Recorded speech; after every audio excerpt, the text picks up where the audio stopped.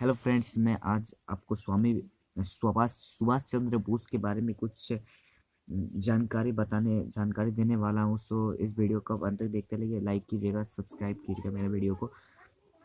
सुभाष चंद्र बोस का जन्म उड़ीसा राज्य के कटक शहर में 20 जनवरी सैन्य 1897 ईस्वी में हुआ से था।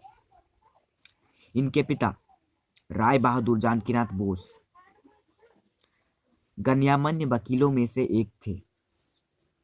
सुभाष की प्रारंभिक शिक्षा यूरोपियन स्कूल में हुई। मैट्रिक की परीक्षा में कलकत्ता यूनिवर्सिटी में द्वितीय स्थान प्राप्त किया। बीए ऑनर्स की उपाधि प्राप्त की। 1919 ईस्वी में वे भारतीय सिविल सर्विस की परीक्षा पास करने के लिए इंग्लैंड गए। भारतीय सिविल परीक्षा पास करने के लिए इंग्लैंड गए। 6 महीने के कठोर परिश्रम से उस परीक्षा में चौथा स्थान प्राप्त कर उत्तीर्ण हुए। सुभाष चंद्र बोस ने उस परीक्षा में चौथा स्थान प्राप्त किए। भारत लौटने पर नौकरशाही की पोशाक मशीन की पुर्जा बनाने से स्पष्ट इनकार कर दिए। सुभाष बाबू के जीवन पर देशबंधु चित्तरंजन दास के त्याग और तपस्या का बहुत गहरा प्रभाव पड़ा।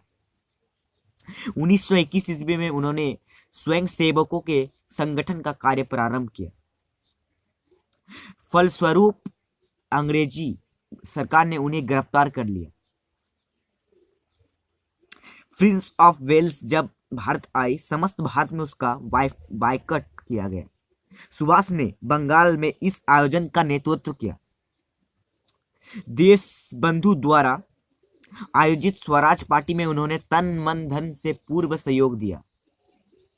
इस भयानक आतंक के डर कर 25 अक्टूबर को इन्हें बर्मा के मांडले जेल भेज दिया गया,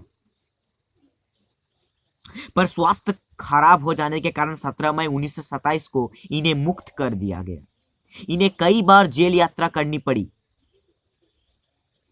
गांधी जी के लाख विरोध के बावजूद ये पट्टा भी सीतामैया को 203 मतों से हराकर कांग्रेस अध्यक्ष चुने गए।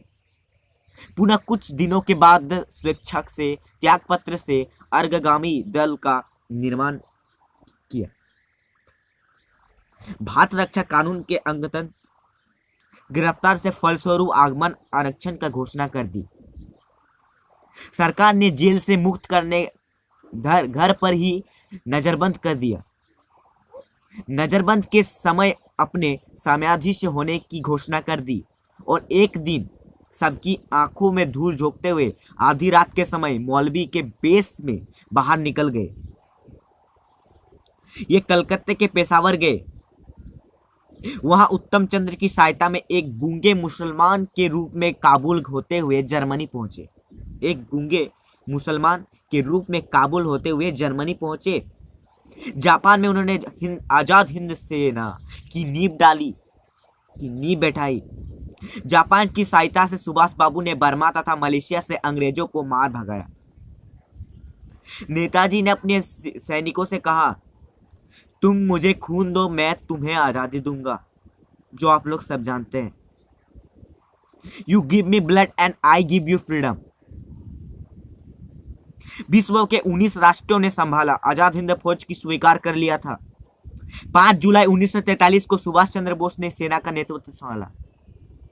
1945 में आजाद हिंद फौज ने भारत पर पूर्व की ओर से भयंकर आक्रमण किया, परंतु जापान की हार के साथ भारतीय हिंद फौज का भाग्य ही बदल गया।